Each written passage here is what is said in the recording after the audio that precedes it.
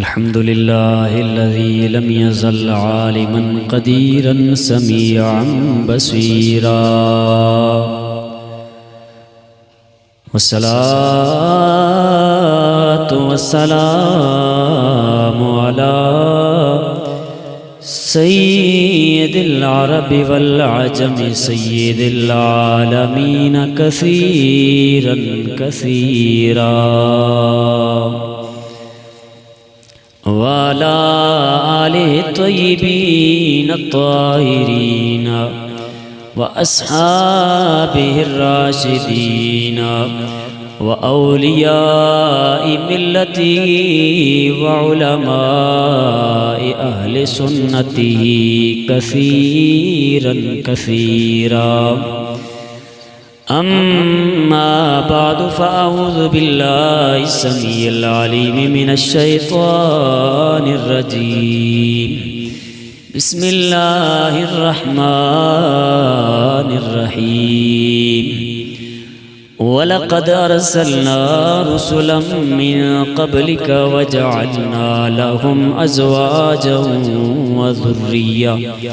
آمنت بالله صدق الله مولانا العظيم، وبلغنا رسوله نبينا الكريم الأمين. إن الله وملائكته يصلون على النبي يا أيها الذين آمنوا صلوا عليه وسلموا تسليما. الصلاة والسلام عليك يا سيدي يا رسول اللہ. حمد و ثنا کے بعد میرے نہایت ہی معزز اور محترم جملہ سامعین و حاضرین، السلام علیکم ورحمۃ اللہ وبرکاتہ. اللہ تبارک و تعالیٰ نے قرآن کریم فرقان حمید کے اندر ارشاد فرمایا، اے محبوب، ہم نے آپ سے پہلے رسول بھیجے اور ہم نے انہیں ازواج عطا فرمائی، بیویاں عطا فرمائی اور اولادیں عطا فرمائی. گزشتہ جمعۃ المبارک میں نے کچھ چیزیں عرض کی تھی. میں خلاصتاً ان کا ذکر کر کے آج اسی موضوع کو آگے لے کے چلوں گا. اللہ تبارک و تعالیٰ نے قرآن کریم فرقان حمید کے اندر اپنے اسی نبی کا ذکر فرمایا ہے جو شادی شدہ ہوا ہے. حضرت جناب سیدنا امام غزالی رحمۃ اللہ تعالیٰ علیہ نے احیاء العلوم کے اندر دو نبیوں کا ذکر فرمایا. ایک ہے حضرت سیدنا عیسیٰ علیہ السلام اور دوسرے حضرت سیدنا یحییٰ علیہ السلام. فرماتے ہیں کہ عیسیٰ علیہ السلام کا ذکر قرآن میں ہوا ہے لیکن انہوں نے شادی نہیں فرمائی ہے. تو فرمائے کہ وہ قرب قیامت آئیں گے، شادی فرمائیں گے، پھر ان کی اولاد ہوگی. اور حضرت یحییٰ علیہ السلام جو ہیں ان کے بارے میں قرآن نے حسوراً کا لفظ استعمال کیا ہے، عورتوں سے بچنے والے. تو فرمایا کہ حضرت یحییٰ علیہ السلام نے ثواب کی نیت سے سنت پہ عمل پیرا ہونے کے لیے شادی فرمائی تھی اور بدنگاہی سے بچنے کے لیے شادی فرمائی تھی، اور آپ نے قربت اختیار نہیں فرمائی تھی. تو اس واسطے قرآن پاک کا لفظ اپنی جگہ بجا ہے، اور یہ جو بات ہے یہ بھی اپنی جگہ بجا ہے کہ اللہ پاک نے قرآن پاک کے اندر جس جس نبی کا ذکر کیا، جس جس رسول کا ذکر کیا، وہ یا تو پہلے شادی کر چکے یا شادی کریں گے. غیر شادی شدہ نبی اور رسول کا ذکر اللہ پاک نے قرآن پاک میں نہیں فرمایا. فتح الباری کے اندر یہ روایت موجود ہے، میرے آقا کریم علیہ السلام نے فرمایا، النکاح سنتی فمن رغب عن سنتی فقد رغب عنی. فرمایا نکاح میری سنت ہے اور جس نے میری سنت سے منہ پھیرا اس نے مجھ سے منہ پھیرا. الترغیب و ترہیب کے اندر یہ روایت موجود ہے، سنن ترمذی کے اندر یہ روایت موجود ہے. فرمایا چار چیزیں سابقہ نبیوں کی، رسولوں کی سنت میں سے ہیں. پہلی چیز حیا ہے، دوسری چیز عطر لگانا ہے، اور تیسری چیز مسواک کرنا، اور چوتھی چیز نکاح کرنا۔ یہ ہمارے پیارے آقا کریم علیہ السلام کی بھی سنت مبارکہ ہے اور پچھلے نبیوں کی بھی سنت مبارکہ تھی۔ اسی طرح ایک گروہ حضور علیہ السلام کی بارگاہ میں حاضر ہوا اور انہوں نے نبی کریم علیہ السلام کی عبادت کے حوالے سے پوچھا کہ حضور علیہ السلام کی عبادت کیسی ہوا کرتی تھی۔ جس وقت نبی کریم علیہ السلام کی عبادت کا ذکر ان کے سامنے کیا گیا تو انہوں نے کہا ہمارے اعمال تو حضور علیہ السلام کے مقابلے میں بہت تھوڑے ہیں۔ کہاں اللہ کے نبی، وہ تو گناہوں سے پہلے بھی پاک تھے، بعد میں بھی گناہ ان کے نزدیک نہیں آ سکتے ہیں۔ بہر صورت ان میں سے ایک نے کہا کہ بس میں ہمیشہ کے لیے روزہ رکھوں گا، دوسرے نے کہا میں ساری کی ساری راتیں اللہ کی بندگی میں، اللہ کی عبادت میں سے گزاروں گا، اور تیسرے نے یہ کہا کہ میں کبھی شادی نہیں کروں گا، میں ہمیشہ شادی سے دور رہوں گا۔ اتنے میں نبی کریم علیہ السلام تشریف لائے تو نبی کریم علیہ السلام نے انہیں فرمایا انتم الذین قلتم کذا و کذا، فرمایا کیا تم وہی لوگ ہو کہ جنہوں نے ایسے ایسے کہا؟ یعنی ایک نے کہا میں ہمیشہ راتوں کو اللہ کی بندگی کروں گا، دوسرے نے کہا میں دن کو اللہ کی رضا کے لیے روزہ رکھوں گا، اور تیسرے نے کہا کہ میں شادی نہیں کروں گا۔ کیا تم نے یہ کہا ہے؟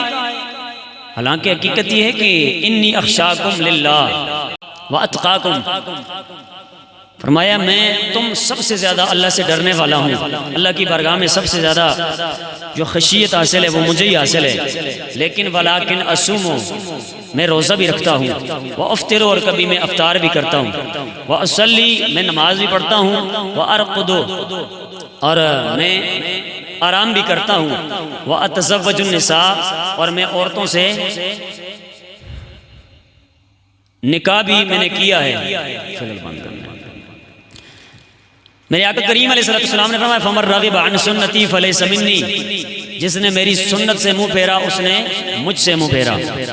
تو یہ روایت بخاری شریف کے اندر موجود ہے، مسلم شریف کے اندر بھی موجود ہے، مشکات شریف کے اندر، نسائی شریف کے اندر، الترغیب و ترہیب کے اندر، اور امام بیہقی رحمۃ اللہ تعالی نے سنن کبریٰ کے اندر اس روایت کو نقل فرمایا ہے۔ اس کے علاوہ میرے آقا کریم علیہ السلام کا یہ فرمان بھی ذہن میں رکھیں، حضور علیہ السلام نے فرمایا محبت کرنے والی عورت سے شادی کرو، اور زیادہ جو بچے دینے والی ہو، بچے عطا فرمانے والی ہو، اس سے شادی کرنی ہے۔ کیوں؟ اس لیے فَإِنِّي مُكَاثِرٌ بِكُمُ الْأُمَمْ، بس بے شک میں چاہتا ہوں کہ ساری امتوں میں سے میری امت زیادہ ہو۔ اس واسطے محبت کرنے والی اور بچے کثرت کے ساتھ عطا فرمانے والی جو عورت ہو اس سے شادی کیا کرو۔ حضور علیہ السلام کا مزید فرمان، میرے آقا کریم علیہ السلام نے فرمایا تناکحوا تناسلوا، نکاح کرو اور اپنی نسلوں کو بڑھاؤ۔ فَإِنِّي مُكَاثِرٌ بِكُمُ الْأُمَمْ يَوْمَ الْقِيَامَةِ، فرمایا قیامت والے دن اپنی امت کی کثرت کی وجہ سے مجھے اپنی امت پہ فخر ہوگا۔ یہ میں نے خلاصہ آپ کے سامنے عرض کر دیا ہے۔ اس کے علاوہ میرے آقا کریم علیہ السلام کا فرمان حضرت انس رضی اللہ تعالیٰ عنہ سے آپ فرماتے ہیں قال رسول اللہ صلی اللہ علیہ وسلم، حضور علیہ السلام نے ارشاد فرمایا اذا تزوج العبد فقد استکمل نصف الایمان، جو شخص شادی کرتا ہے، نکاح فرماتا ہے، تو اللہ تبارک و تعالی اس کے آدھے ایمان کو مکمل کر دیتا ہے، یعنی اس کا آدھا ایمان مکمل ہو جاتا ہے۔ تو فَلْيَتَّقِ اللَّهَ فِي النِّصْفِ الْبَاقِي، اور جو باقی نصف ہوتا ہے اس کے حوالے سے وہ اللہ تعالیٰ سے ڈرتا رہے۔ یہ روایت بھی مشکات شریف کے اندر موجود ہے، مجموع الزوائد کے اندر بھی موجود ہے، اور الترغیب و ترہیب کے اندر بھی موجود ہے۔ میرے آقا کریم علیہ السلام کا مزید فرمان احیاء العلوم کے اندر حضرت امام غزالی رحمۃ اللہ تعالی نے، اور سنن کبریٰ کے اندر امام بیہقی رحمۃ اللہ تعالی نے نقل فرمایا ہے، فرمایا من ترک التزویج مخافۃ العیلۃ فلیس منا، جو تنگ دستی کی وجہ سے نکاح نہیں کرتا ہے، شادی نہیں کرتا ہے، وہ ہم میں سے نہیں ہے۔ نکاح کے فوائد میں سے ایک فائدہ میں نے ذکر کیا تھا، دوبارہ سماعت فرمائیں. فرمایا من احب سنتی فقد احبنی ومن احبنی یکون معی فی الجنہ. فرمایا جس نے میری سنت سے پیار کیا اس نے مجھ سے پیار کیا، اور جس نے مجھ سے پیار کیا وہ کل جنت میں میرے ساتھ ہوگا. یہی وجہ ہے کہ حضرت سیدنا عبداللہ بن مسعود رضی اللہ تعالیٰ عنہ فرماتے ہیں کہ اگر میری زندگی کے 10 دن بھی باقی بچے تو میں یہ چاہتا ہوں کہ میں جب اللہ پاک کی بارگاہ میں حاضر ہوں نا تو میں بغیر شادی کے نہیں بلکہ شادی کروں تو پھر اس کے بعد میں اللہ کی بارگاہ میں حاضر ہو جاؤں. اس بات کو میں پسند کرتا ہوں. حضرت معاذ بن جبل رضی اللہ تعالیٰ عنہ کی 2 بیویاں فوت ہو گئی تھی طاعون کی وجہ سے. حضرت معاذ خود بھی طاعون کے اندر مبتلا تھے، لیکن انہوں نے بھی فرمایا زوجونی، میری شادی کرواؤ. وہ بھی اسی لیے کہ آپ بھی یہ فرمانا چاہتے ہیں کہ ہمیں نبی کریم علیہ السلام نے شادی کے حوالے سے بتایا ہے کہ اس کی کتنی عظمت ہے، کتنی شان ہے. شادی جس بندے نے کی ہوتی ہے تو وہ کل قیامت والے دن اللہ کے نبی کے ساتھ ہوگا. تو اس اللہ کی نبی کی معیت کے لیے حضرت معاذ بن جبل نے فرمایا میری شادی کرواؤ تاکہ کل قیامت والے دن میں دائیں بائیں جناب نہ ہوں بلکہ اللہ کے نبی کی معیت میں جنت میں موجود ہوں. تو اس واسطے صحابہ کرام حضور علیہ السلام کی معیت کو پانے کے لیے شادی فرمایا کرتے تھے، اور آخری عمر میں بھی جب انہیں پتہ ہوتا تھا کہ اب بیمار ہیں لیکن پھر بھی وہ کوشش کیا کرتے تھے کہ شادی ہو جائے. بہر صورت میرے آقا کریم علیہ السلام کا مزید فرمان، میرے آقا کریم علیہ السلام نے فرمایا فضل المتأہل علی العزب. فرمایا شادی شدہ کی غیر شادی شدہ پہ ایسی ہی فضیلت ہے جیسے کہ گھر بیٹھنے والے پر مجاہد کی فضیلت ہوتی ہے. یعنی جیسے مجاہد جہاد کر رہا ہوتا ہے اس کے مقابلے میں ایک گھر میں بیٹھا ہوا ہوتا ہے، گھر میں بیٹھے ہوئے بندے کو فضیلت حاصل نہیں لیکن جہاد کرنے والے کو فضیلت حاصل ہوتی ہے. تو فرمایا اسی طرح غیر شادی شدہ ایسے ہی جیسے گھر میں بیٹھا ہوا ہے، اور شادی شدہ بندہ ایسے ہی گویا کہ جیسے وہ میدان جہاد میں جہاد کر رہا ہے. تو اتنی زیادہ فضیلت اللہ تبارک و تعالی عطا فرماتا ہے. اس کے علاوہ میرے آقا کریم علیہ السلام کے غلام حضرت امام غزالی رحمۃ اللہ تعالی کا فرمان میں نے عرض کیا تھا، احیاء العلوم کے اندر موجود ہے. میرے آقا کریم علیہ السلام کے اس غلام نے فرمایا کہ ایک عابد شخص وہ فوت ہو گیا، اس کی بیوی فوت ہو گئی. اسے لوگ کہتے رہے، پیشکش کرتے رہے کہ شادی کر، لیکن اس نے شادی نہ کی. الغرض ایسے ہوا وہ سویا، خواب میں دیکھنے لگا کہ جناب کچھ مخلوق آسمانوں سے اتر رہی ہے، اور آسمانوں سے اتر کے وہ جناب کہہ رہی ہے کہ یہ شخص منحوس ہے، یہ شخص منحوس ہے، اور ساتھ ساتھ اشارہ بھی کر رہی ہے. کہتے ہیں کہ اس مخلوق میں سے ایک آخری بندہ جو تھا وہ میرے قریب آیا تو میں نے اس سے پوچھا کہ لوگ کس کو منحوس کہہ رہے ہیں. تو پھر اس شخص نے مجھے بتایا کہ کہا کہ یہ جتنے بھی آنے والے آئے نا تو یہ آ کے تجھے منحوس کہہ رہے تھے کہ تو منحوس ہے. وہ کہنے لگا کہ کیوں میں منحوس ہوں؟ کہا اس لیے ہم تجھے منحوس کہا ہے کہ پہلے تو جب شادی شدہ تھا تو تیرے اعمال نامے مجاہدین کے ساتھ اٹھائے جاتے تھے، اور ہم تیرے نامہ اعمال جو تھے ان کی لسٹ میں لکھ کے اللہ کی بارگاہ میں پیش کرتے تھے مجاہدوں کے ساتھ.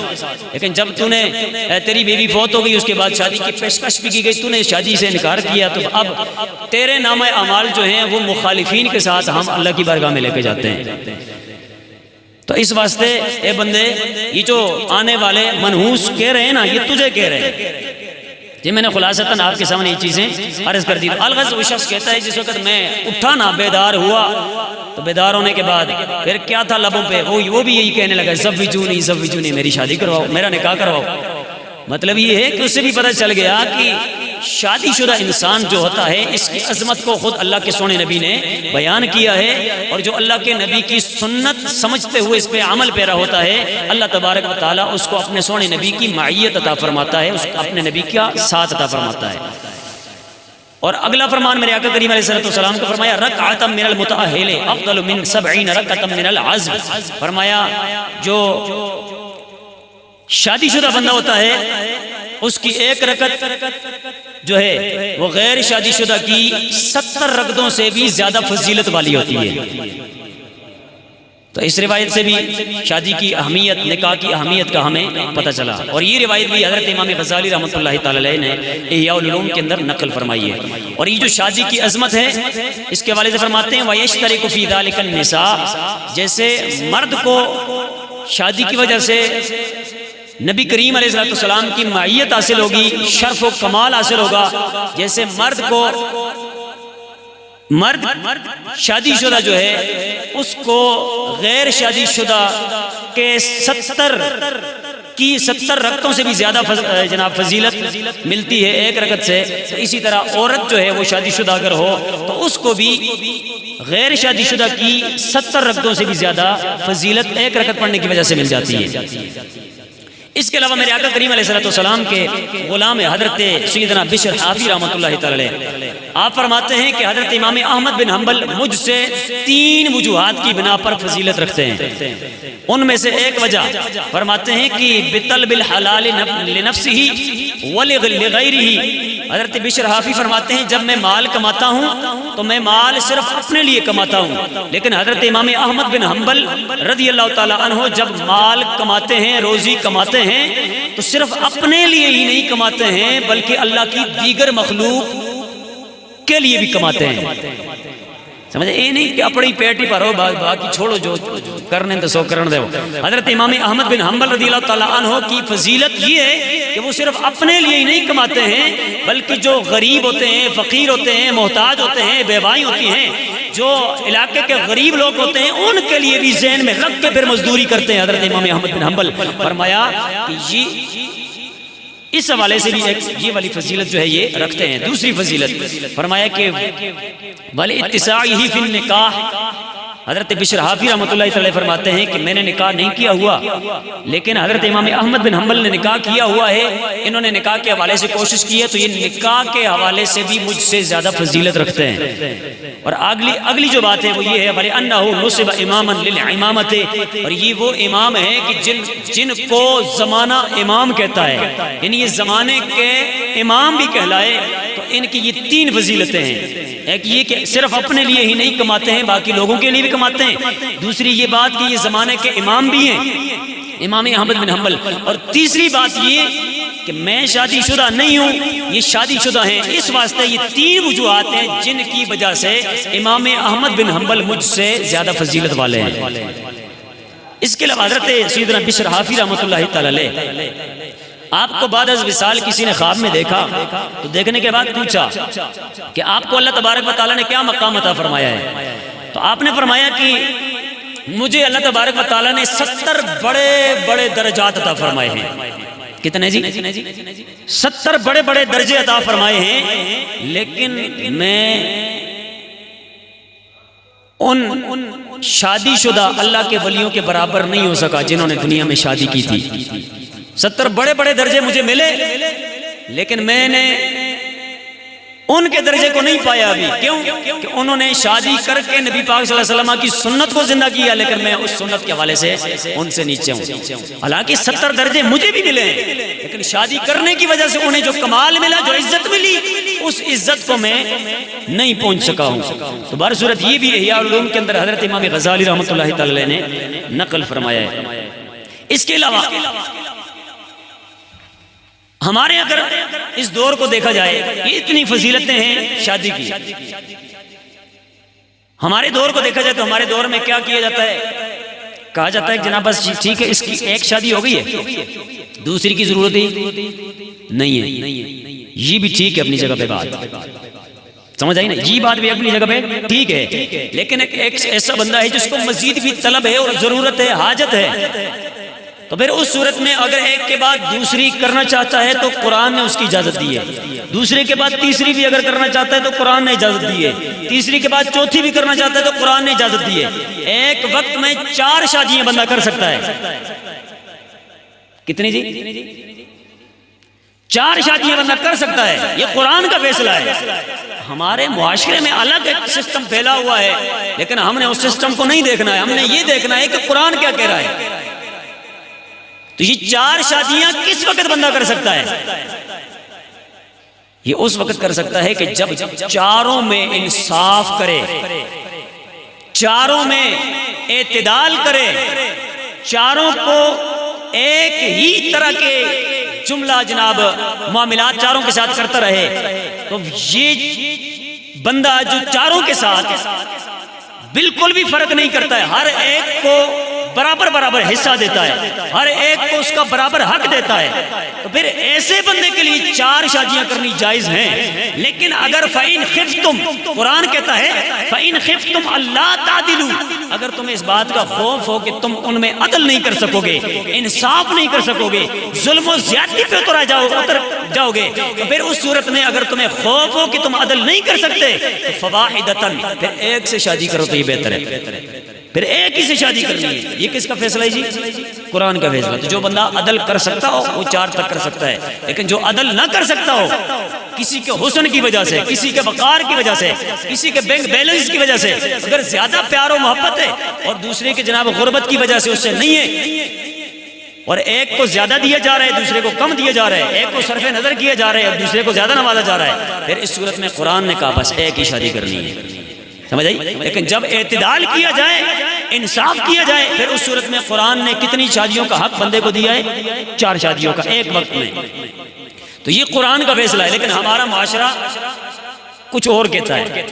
جو عدل کر سکتا بھی ہو نا، اور جسے یقین ہو کہ جناب میں نے عدل کرنا ہے، اور زمانہ بھی واقف ہو کہ جناب یہ عادل بندہ ہے، تو پھر بھی زمانہ کہتا ہے نہ جی اس تو بعد ہم دوسری شادی کی تھی نا، تو لوگ کیا سے لوگ کیا کہیں گے؟ یار ہم نے لوگوں سے کیا لینا دینا، ہم نے یہ دیکھنا ہے قرآن نے شوہر کو کتنی شادیوں کا حق دیا ہے۔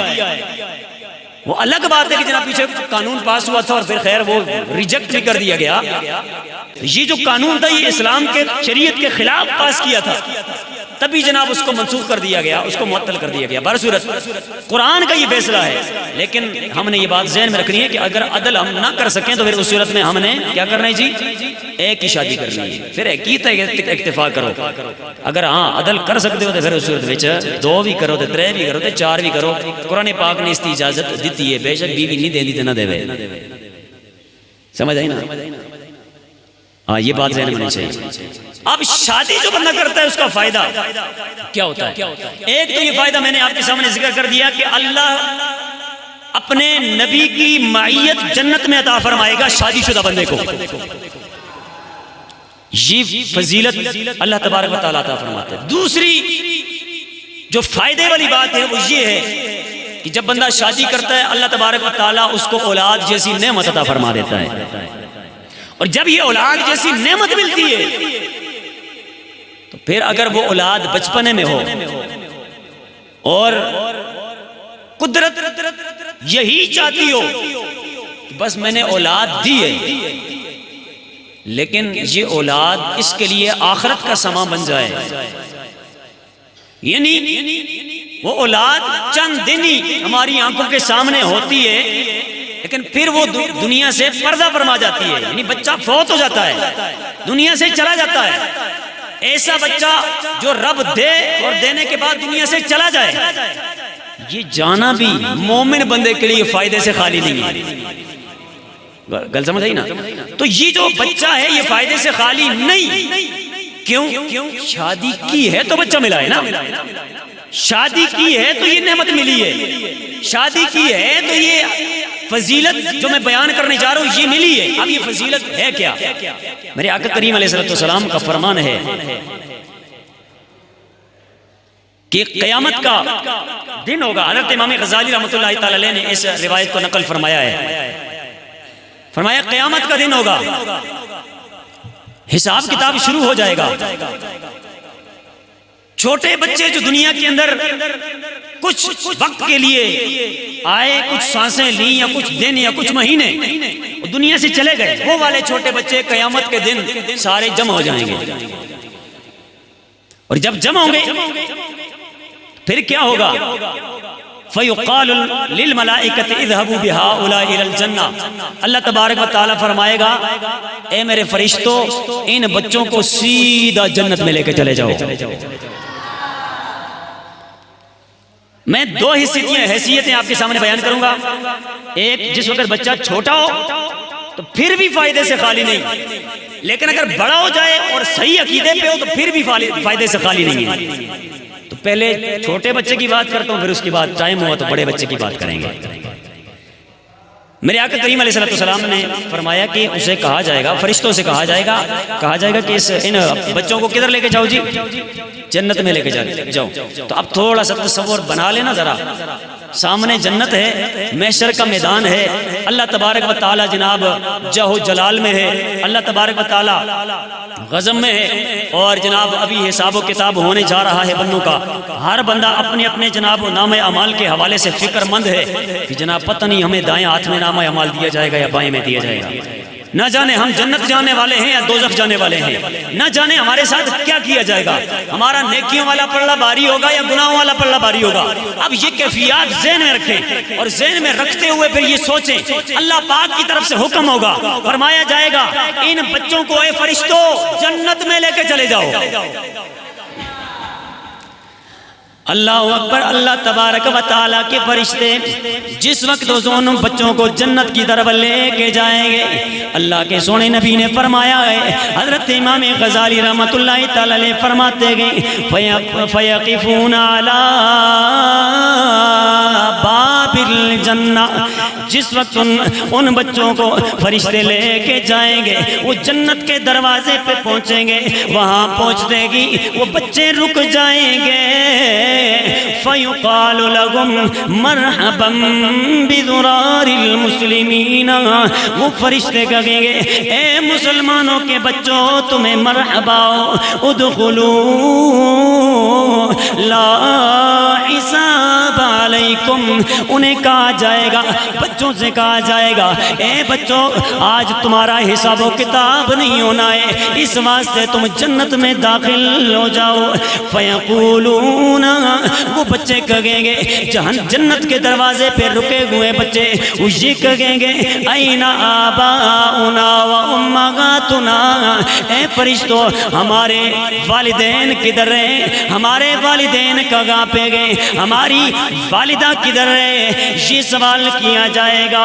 فرشتے آگے سے کہیں گے، فرشتے آگے سے کہیں گے ان آباکم و امہاتکم لیسوا مثلکم.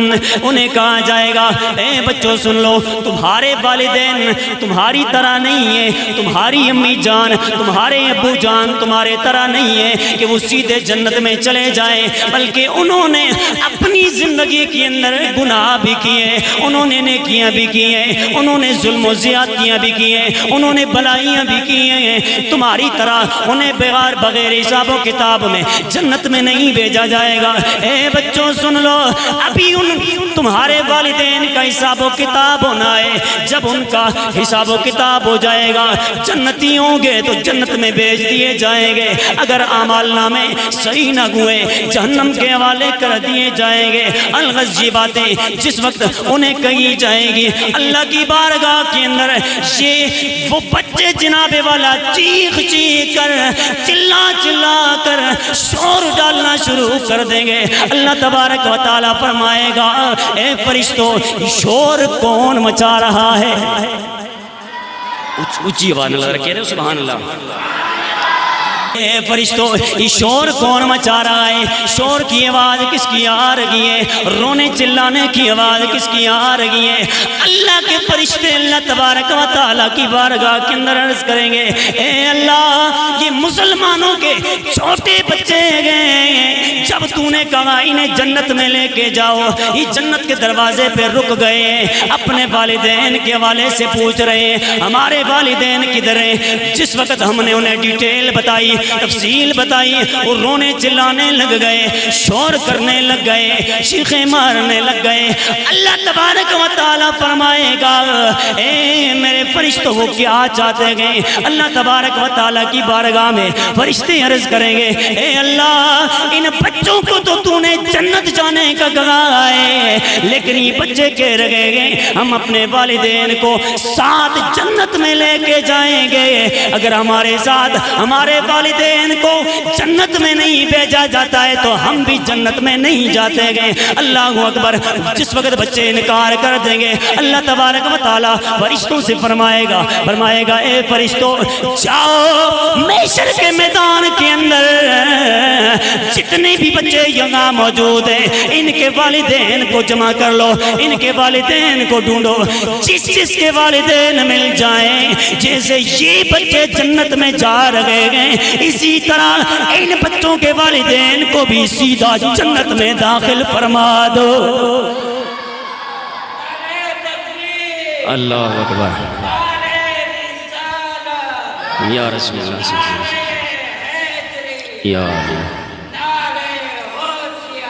یا غوث اعظم اللہ تعالیٰ نے فرمایا کہ ان کے والدین کو محشر کے میدان میں ڈھونڈو، تلاش کرو میرے فرشتوں۔ سمجھ آئی نا؟ تلاش کیا جائے گا اور تلاش کر کے جس کا بچہ بچپنے میں فوت ہوا ہوگا وہ بچہ وہاں موجود ہوگا اور وہ اپنے والدین کو بغیر حساب کتاب سے پکڑ کے جنت میں لے کر چلا جائے گا۔ تو ایک تو یہ فائدہ ہے کہ شادی کریں گے تو شادی کے بعد رب بچوں سے نوازے گا، رب بچے دے گا، تو جب بچے ہوں گے تو پھر اگر اللہ پاک نے اس کو اٹھا لیا وہ دنیا سے پردہ فرما گیا بچہ تو پھر بھی فائدے سے خالی نہیں ہے۔ کل قیامت والے دن ہماری بخشش کرے گا اور ہماری نجات کا ذریعہ وہ بچہ بن جائے گا۔ لیکن اگر یہ بچہ جناب بچپنے میں فوت نہیں ہوتا ہے، یہ بڑا ہو جاتا ہے، پھر اچھی سوچ رکھنے والے والدین صرف دنیا کے پیچھے لگانے والے نہ ہو بلکہ دینی سوچ بھی اگر اس بچے کو عطا کر دیں، اچھی فکر بھی عطا کر دیں، اچھا ذہن بھی عطا کر لیں، اسے صحیح العقیدہ مسلمان بنا لیں، تو پھر جس وقت صحیح العقیدہ مسلمان وہ بن جاتا ہے تو پھر کیا اجر ملتا ہے۔ اور یہ جو بچہ بڑا ہو جائے یہ بھی فائدے سے خالی نہیں ہے۔ اس پہ بھی میں روایت پیش کروں گا اور یہ جو روایت ہے یہ مسند احمد کے اندر موجود ہے، حضرت امام احمد بن حنبل نے اس کو روایت کیا ہے اور مشکات شریف کے اندر بھی موجود ہے، حضرت امام بہقی رحمۃ اللہ تعالی علیہ نے سنن کبریٰ کے اندر اس کو نقل فرمایا ہے اور مصنف ابن ابی شیبہ کے اندر بھی یہ روایت موجود ہے۔ یہ روایت جو ہے حضرت ابو ہریرہ رضی اللہ تعالی عنہ سے مروی ہے۔ کس کو مروی ہے جی؟ سارے ذرا بول جاؤ نا۔ حضرت ابو ہریرہ یہ وہ راوی ہے جن سے سب سے زیادہ روایتیں مروی ہیں، سمجھ آئی نا؟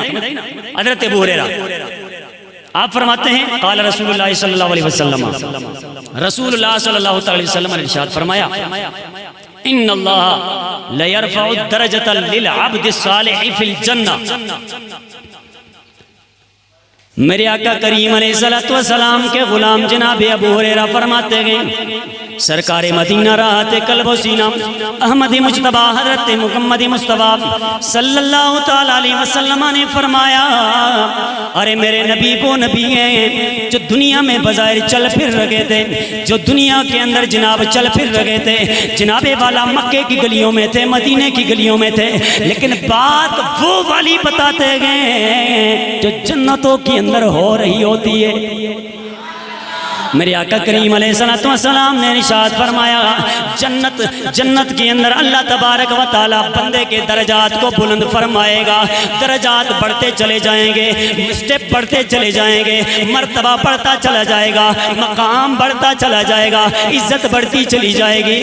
الغرض جس وقت یہ کیفیت بندہ دیکھے گا اللہ تبارک و تعالی کی بارگاہ کے اندر بندہ سوال کرے گا اے اللہ اے رب قدیر یہ مقام کیوں بڑھ رہا ہے، یہ مرتبہ کیوں بڑھ رہا ہے، یہ عزت کیوں بڑھ رہی ہے؟ اسے بتایا جائے گا، اسے بتایا جائے گا اے بندے باستغفار ولدک لکا، فرمایا اے بندے تو نے اپنے بچے کو دین پڑھایا، تو نے اپنے بچے کو نیک بنایا، تو نے اپنے بچے کو اسلام سکھایا، تو نے اپنے بچے کو قرآن پڑھایا، تو نے اپنے بچے کو دین کی تعلیم سے مزین فرمایا جب تو دنیا سے آ گیا اب تیرا وہ نوجوان بچہ دائیں بائیں گھوم پھرنے کی لگائے. فرمایا اے بندے سن لے, تیرا وہ بچہ تیری بخشش کی دعا کر رہا ہے, جس دعا کی وجہ سے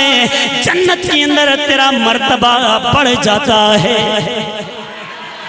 تیرا مقام بڑھ جاتا ہے. اب یہ بچہ, چھوٹا بچہ دعا کر سکتا ہے؟ نہیں, لیکن وہ بھی چلا جائے تو پھر وہ بھی فائدے سے خالی نہیں. لیکن بڑا بچہ جس کو ہم راہ راست پہ لگا لیں, مسلک حق اہل سنت و جماعت پہ چلا لیں, وہ بھی فائدے سے خالی نہیں. وہ بھی جس وقت والد صاحب دنیا سے پردہ فرما جائیں پھر وہ دعا کر رہا ہوتا ہے, استغفار کر رہا ہوتا ہے. اگلے جو لفظ ہیں یہ کشف الغمہ کے اندر بھی موجود ہیں اور حضرت امام بہقی نے سنن کبریٰ کے اندر بھی نقل فرمائے ہیں. فرمایا بدعاء ولدک, فرمایا اے بندے جنت میں رہنے والے سن لے, تیرے مرتبے اس لیے بڑھ رہے ہیں کہ تیرا بچہ تیرے لیے بخشش کی دعا کر رہا ہے, تیرا بچہ تیرے لیے مغفرت کی دعا کر رہا ہے. ایک وہ پارٹی ہے تو کہتے ہیں دعا نہ کرو, کی ضرورت ہے, میں تجھے نہیں کرتی ہوں تو نہ کرو, لیکن ایسے اپنے ہر بچے دسو کہ دساں کہ تسی دعا کرو. وہ گل سمجھ آئی کہ نہیں؟ جڑے آنے نہ کرو نا اسے آنے بس ٹھیک ہے جی تساں دی مرضی نہ کراؤ, لیکن ایک ایسے تے آسا جناب کے نہیں آسا نے جڑے بچے ہو جی کہ تسی دعا کرے ہو. کیوں کہ روایتاں تو ثابت ہے کہ جس وقت بچے ہاتھ چاہ سے دعا کر سے والدین دی بخشش منگ سے اللہ تبارک و تعالی جنت ایک درجہ جناب بلند فرما دے سے. اور گل سمجھ آئی نہیں؟ اور تساں دی مرضی دعا کر دے ہو یا نہیں کر دے ہو, ترازو میں تسوں دے دیتے. دعا نہ کر سو تے جنت کا مرتبہ نہیں ملن لگیا, لیکن اگر دعا والے بن سو, بے دعائی نہ بن سو نا, دعا کرانے رہ سو, پھر اس صورت میں جنت کا سٹیپ جو ہے, جنت کا درجہ جو ہے وہ بڑھتا چلا جاسی. کی خیال ہے جی؟ دعا کرنے والے اچھے لوگ ہیں, دعا تو منع کرنے والے. اتنی تو گل تسی بھی سارے سمجھ جائیں, دعا کرنے والے چنگے لوگ ہیں, دعا تو منع کرنے والے. چلو جس اپنی آخرت کی فکر ہے تو جناب وہ اپنے بچوں بے شک دسیو جی کہ اساں پیچھے دعا کرے ہو, استغفار کرے ہو, بخشش کی التجامہ کرے اللہ پاک دی بارگاہ وچ, ٹھیک ہے نا. لیکن جڑے بندے جناب وہ آخرت کی فکر ہی نہیں ہے تے انہاں نے تے نہیں سوچنا نہیں سوالے نال. اسی چونکہ سنی اہل سنت و جماعت ہاں پیور قسم دے اس واسطے اسے تے اپنے بچوں کو یہی دساں جی بچو زندگی دا کوئی پتہ نہیں ہے کس وقت چلے جاواں, کس وقت ٹر جاواں, کس موڑ پہ جا کے ہماری زندگی ختم ہو جائے. اے بچو اگر ہمارے بچے ہو نا تو پھر تم نے دعا اور استغفار ہمارے لیے ہمیشہ کرنا ہے, اس کو بھولنا نہیں ہے. سمجھ آئی نا؟ یہ اپنے بچوں کو سکھا کے جاؤ. ای کچھ کم آسی, ہاں ای کم نہیں آن لگے, ہاں جی تو پرلے پاسے بھی کوٹھی بڑھا کے نہیں تو تھبی بڑھا کے نہیں تو تھبی فلانی گڈی بھی جا کے نہیں تو فلانی, یہ چیزاں کم نہیں آن لگی. کم ای چیز ایسی جڑی میں دس رہے ہیں بس. سمجھ آئی نا؟ ہاں مسیتی بھی دینے دا یا دین واسطے دینے کی گل ہوئے تو پھر وہ الگ گل ہے, اس کا بھی الگ جناب ثواب مل سی. اگر بچہ چھوٹا ہو پھر بھی اس کا فائدہ ہوتا ہے, اور اگر بچہ بڑا ہو جائے اس کو اسلام سکھایا جائے, دین پڑھایا جائے, دینی سوچ اسے دے دی جائے, بے شک وہ ڈرائیور ہی کیوں نہ ہو, لیکن وہ مسلک حق اہل سنت و جماعت پہ اور پھر جناب دعا کرنے والے ہیں بچوں ہے, اس کا بھی فائدہ ہے. سمجھ آئی نا؟ تو اب یہ جو دو فائدے ہمیں چھوٹے بچے سے بھی فائدہ مل رہا ہے اور بڑے بچے سے بھی فائدہ مل رہا ہے, یہ کس وجہ سے مل رہا ہے؟ شادی کریں گے تو یہ فائدہ ملے گا نا, لیکن اگر شادی نہیں کی تھی تو پھر میرا ٹاپک تو یہی تھا نا شادی کے حوالے سے. تو یہ جو دو فائدے ہیں یہ تبھی ہمیں ملیں گے جس وقت ہم شادی کریں گے تو بچہ بخشش قیامت والے دن ذکر کروائے گا. تو شادی کریں گے تو وہ بچہ ہوگا, بڑا ہوگا تو بڑا ہو کے پھر ہمارے لیے بخشش و مغفرت کی دعا کرتا ہوا نظر آئے گا. حضرت امام غزالی رحمۃ اللہ تعالی علیہ آپ فرماتے ہیں کہ پہلی امتوں کا ایک عبادت گزار بندہ تھا غیر شادی شدہ, اس نے شادی نہیں کی ہوئی تھی. اس کا ذکر ایک نبی کے سامنے, اس زمانے کے نبی کے سامنے کیا گیا. اللہ اکبر. جب اس نبی کے سامنے اس کا ذکر کیا گیا, اس کا تذکرہ کیا گیا, اس کی عبادتوں کو ذکر کیا گیا کہ اللہ کے نبی وہ بڑا پرہیزگار ہے, بڑا نیکوکار ہے, راتوں کو اٹھ کر اللہ تبارک و تعالیٰ کو مناتا ہے, ہر بندے کے ساتھ نیکی کے ساتھ پیش آتا ہے, پڑوسیوں کا خیال رکھتا ہے, بہن بھائیوں کا خیال رکھتا ہے, اپنے تعلق داروں کا خیال رکھتا ہے, جناب والا باقی سارے معاملات بجا لاتا ہے, لیکن اس نے شادی نہیں کی ہوئی ہے. تو برصورت باقی سارے معاملات کے اندر بڑا نیکوکار ہے، بڑے پرہیزگار ہے۔ اللہ کے نبی کے سامنے جب اس کے تذکرے کیے گئے تو اللہ کے نبی نے فرمایا اور تو بات ٹھیک ہے، بڑا نیکوکار ہے، لیکن ایک سنت اس نے زندہ نہیں کی۔ جس وقت اللہ کے نبی نے یہ بات اپنی مجلس میں فرمائی تو کرتے کرتے کرتے وہ بات اس بندے نیکوکار بندے تک پہنچ گئی۔